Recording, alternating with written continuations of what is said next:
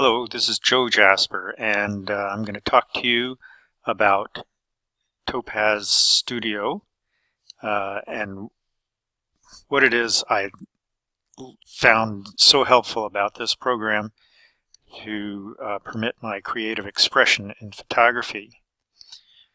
It allows me to get my left brain expressed despite a lack of art education. So what does that mean? I can take a photograph and use that to create a painting-like effect or exaggerate certain aspects of the photograph that were my vision when I went to capture the image to begin with. For example, with this flower girl, I didn't take the picture because of the house behind it, the door, or the vines coming out of her head, certainly. And I thought it would be nice to be able to isolate her and change the background. And I can do that with Topaz Studio. And I wish I could draw. I wish I could paint. I can't. I haven't had the instruction. I don't know if I'd even be able to. Certainly something I could probably start exploring now and maybe get educated on in my retirement. But digital photography and software like this makes it so much easier to just go ahead and do, you know. So what is Topaz Studio? It's produced by Topaz Labs. I've been using their filters for years. They have a number of fantastic products. Topaz Studio is a photo processor. You can take a raw image in here and make a lot of adjustments and spot healing, whatever you want.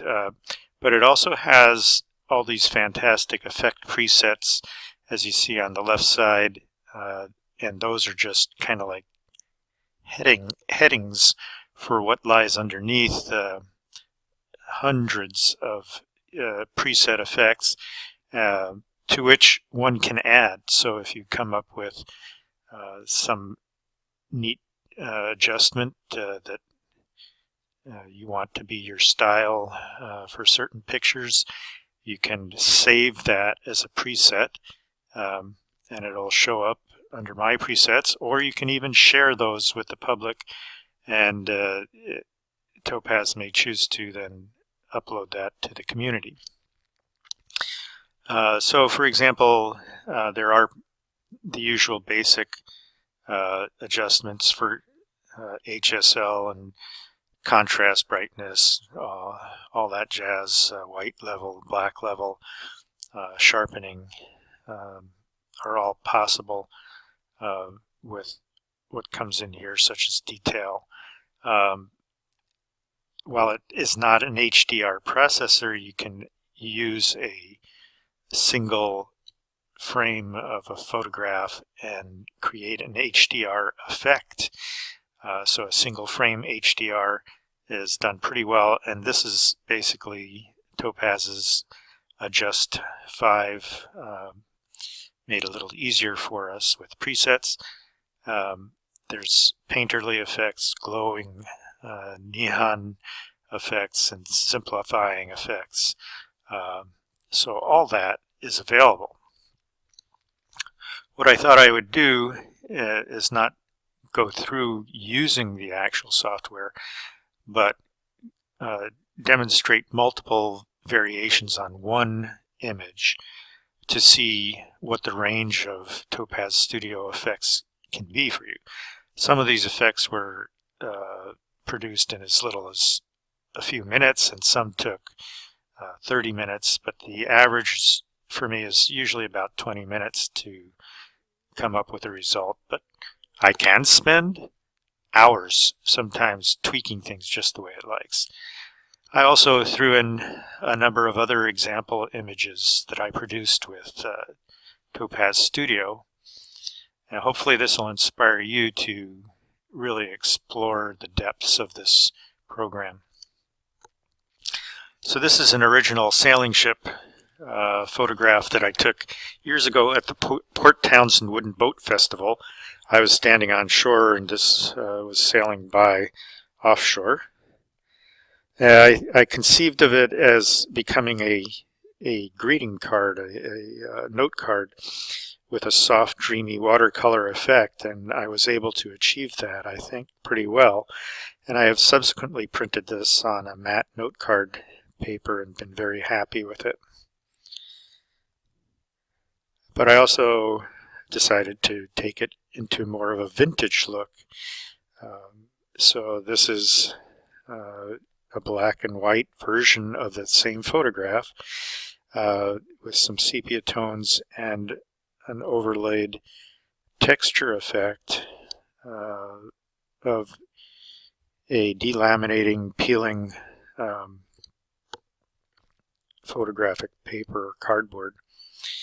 I think it did very well. Also some grungy sort of texture lightly applied as well.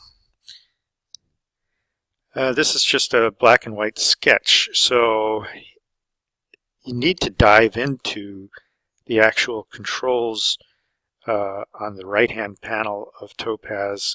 When you make an adjustment, you can open up the effect into its component adjustments in the right panel and tweak things in there. One of the things I found helpful in getting a nice rough sketch like this is to actually interrupt the progress. There's a slider to backtrack on how many strokes have been taken, basically, in this case with a quick sketch type of appearance. And you could, of course, do this in color as well. Then I got a little experimental and said, how about getting an embossed look? So to do this, I had to overlay the same image as an image layer on top of itself, then expand the size of the image and subtract it out to get this embossed kind of look, and then put on some metal-like and glowing textures to get to this embossed metal look. There's a preset known as photo painting that gives a nice photorealistic dappled painting. And then this nice clean artist sketch is also going to make a nice postcard, I think. So I have some friends who are into sailing here in the Puget Sound area. I'm thinking of gifting them some postcards, and thought that having a bunch of variations on the one boat might be kind of fun. This is an effect called Twilight. And here I went into one of the impression painterly effects known as impasto.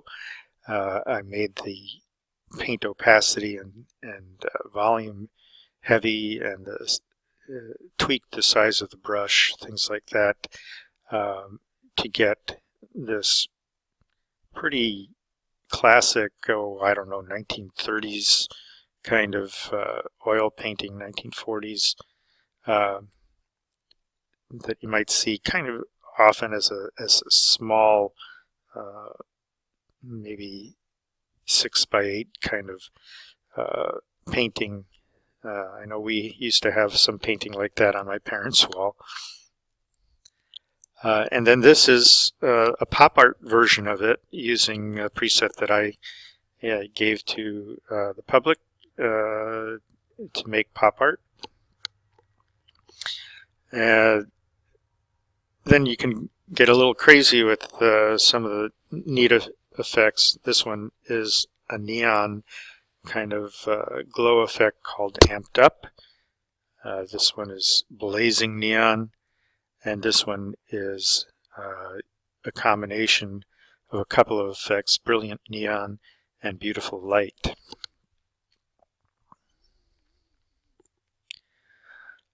So It can be, this Topaz Studio can be used for just basic adjustments. This is a saw-whet owl in the Nisqually Delta in western Washington. Almost arm's length for me. This was a sneaky little bird perched in the brush. Usually their eyes are closed at this time of day, but I think all the birders coming through were trying to see this guy. Got him a little stirred up there. But they're very people-friendly.